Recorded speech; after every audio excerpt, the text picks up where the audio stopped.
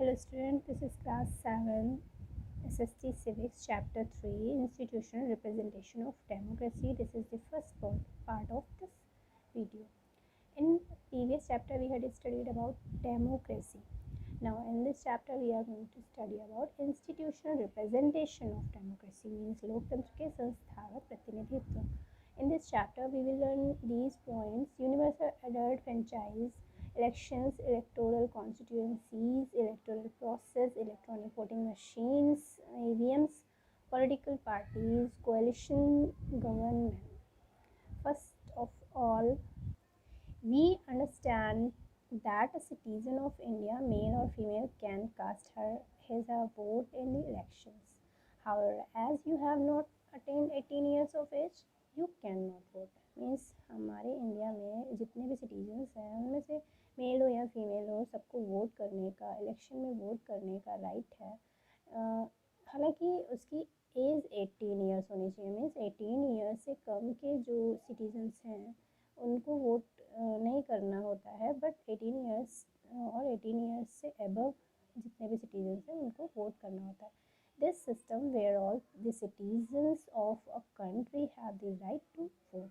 ये एक ऐसा सिस्टम है जिसमें सभी सिटीजन्स को, कंट्री के सभी सिटीजन्स को वोट करने का अधिकार होता है, respective of their caste, religion, gender, economic background और एजुकेशन क्वालिफिकेशन. चाहे वो किसी भी कास्ट का हो, किसी भी रिलीजन का हो, किसी भी धर्म का हो, किसी भी जेंडर का हो, मेल या फीमेल, किस इकोनॉमिक बैकग्राउंड जो भी हो, रिच हो, पुअर हो, डजेंट मैटर. और एजुकेशन क्वालिफिकेशन में उसकी जो भी शिक्षा भी हो, उसकी क्वालिफिकेशंस कुछ भी हो, is called universal adult franchise.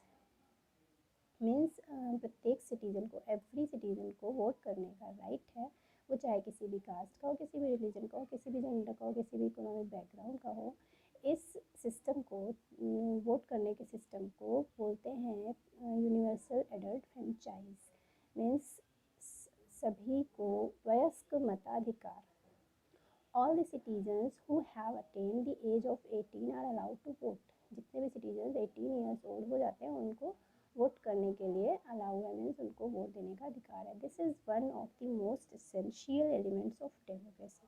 ये डेमोक्रेसी का सबसे इम्पॉर्टेंट एलिमेंट है, सबसे इम्पॉर्टेंट तत्व है.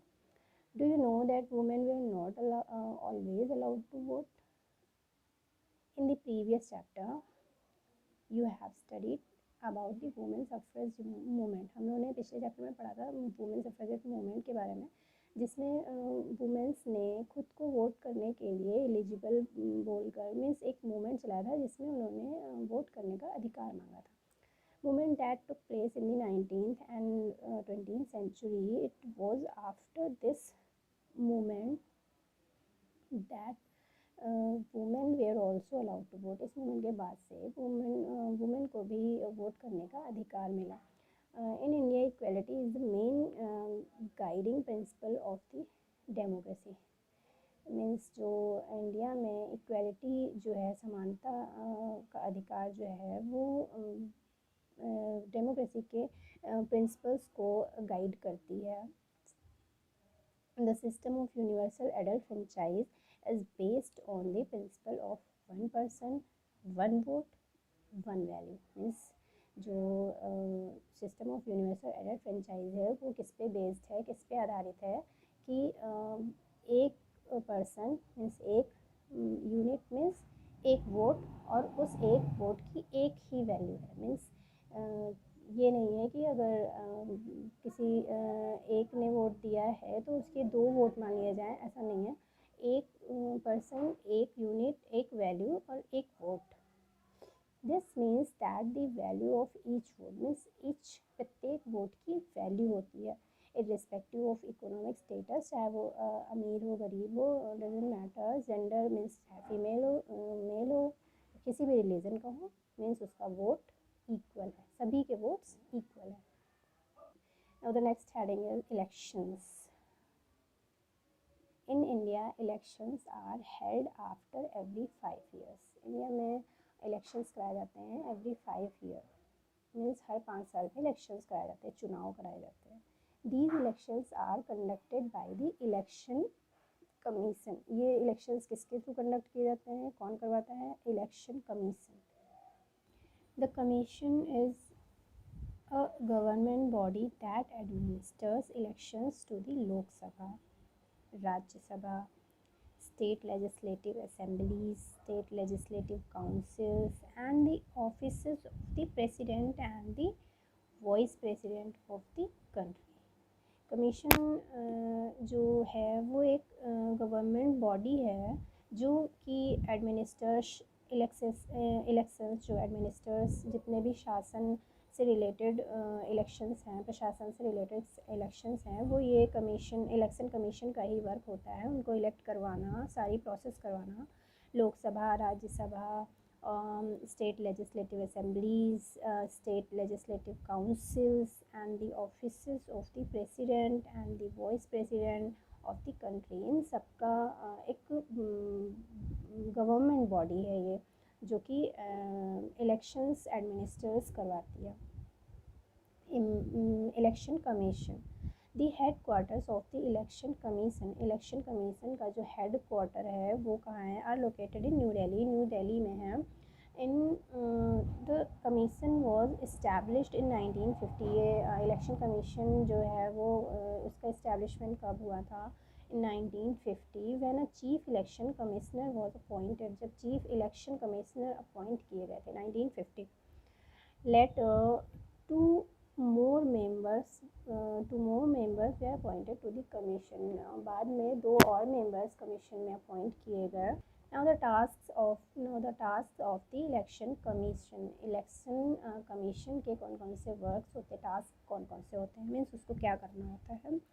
First, to prepare the electoral roll that consist of the names of people who are eligible to vote, means election commission का वर्क होता है इलेक्टोरल रोल तैयार करना, जिसमें इस इलेक्टोरल रोल में क्या होता है कि उन पीपल्स के नेम होते हैं जो कि वोट देने के लिए एलिजिबल होते हैं, मीन्स जो लोग वोट दे सकते हैं, मीन्स 18 ईयर्स ओल्ड, और जो इंडियन सिटीजन्स हैं, जो लोग जिनको वोट करने का अधिकार होता है, उनके नेम्स की एक लिस्ट प्रिपेयर करना इलेक्शन कमीशन का ही वर्क है।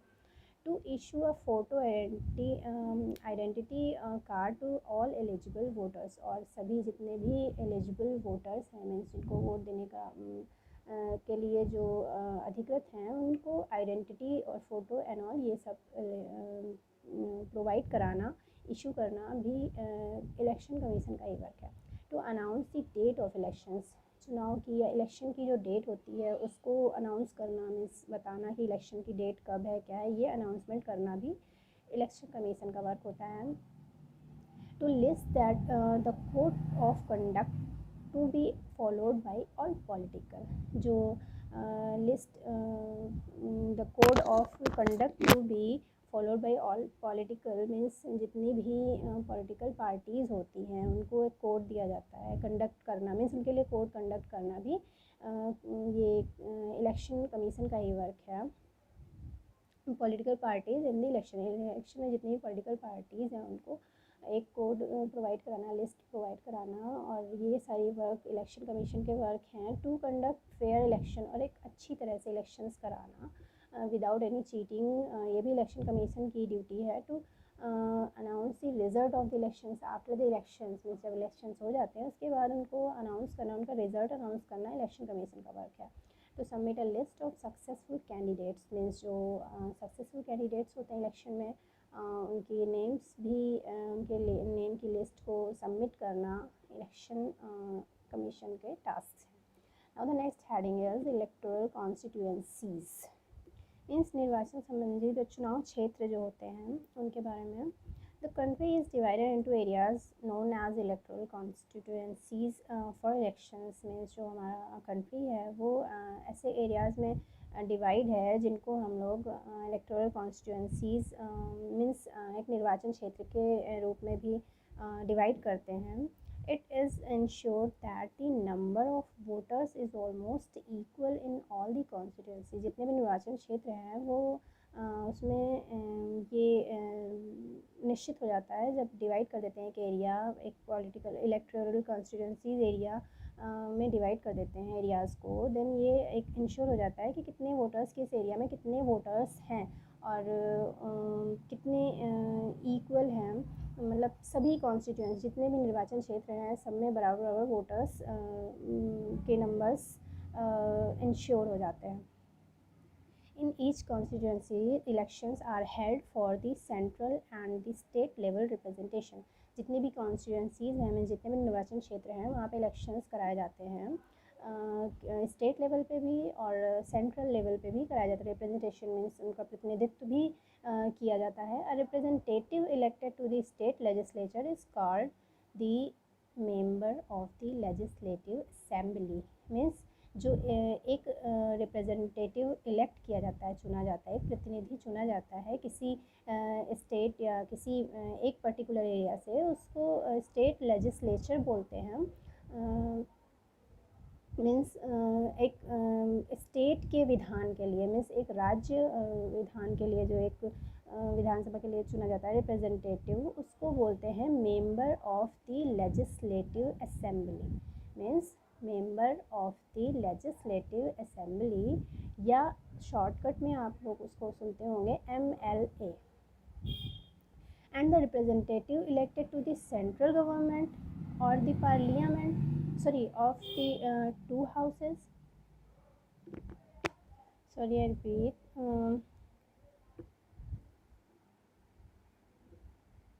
and the representative elected to the central government, जो एक सेंट्रल गवर्नमेंट के लिए रिप्रेजेंटेटिव इलेक्ट किया जाता है, और the parliament is called the member of the parliament और MP। जो सेंट्रल लेवल पे सेंट्रल गवर्नमेंट के थ्रू के लिए जो रिप्रेजेंटेटिव चूज़ किए जाते हैं उनको मेंबर ऑफ पार्लियामेंट कहते हैं, या शॉर्टकट में MP। We know that the parliament consists of two houses. हम लोग जानते हैं कि जो पार्लियामेंट है वो उसमें टू हाउसेज इंक्लूड होते हैं, the Lok Sabha and the Rajya Sabha. Two houses in parliament included Lok Sabha and Rajya Sabha. The representatives elected directly by the people of the parliament are a part of the Lok Sabha. जो representatives directly peoples के through चुने जाते हैं parliament के लिए, उनको वो part of Lok Sabha होते हैं, मीन्स वो लोकसभा के मेंबर्स होते हैं। Most of the members of the Rajya Sabha are indirectly elected by the members of all the state legislative assemblies through proportional representation. Means जो लोकसभा के मेंबर्स हैं वो तो बाय द पीपल इलेक्ट किए जाते हैं, मीन्स सिटीजन्स के थ्रू, बट जो राज्यसभा के मेंबर्स होते हैं वो मोस्टली वो इनडायरेक्टली चूज़ किए जाते हैं members of all the state legislative assembly. जो भी ऑल द लेजिस्लेटिव असेंबलीज़ के मेंबर्स होते हैं उनके थ्रू इनडायरेक्टली राज्यसभा के मेंबर्स चूज़ किए जाते हैं, इलेक्ट किए जाते हैं। Now the next heading is electoral process. Sorry students, this heading we will learn in the next part. Now this part is here finished. Thanks for watching.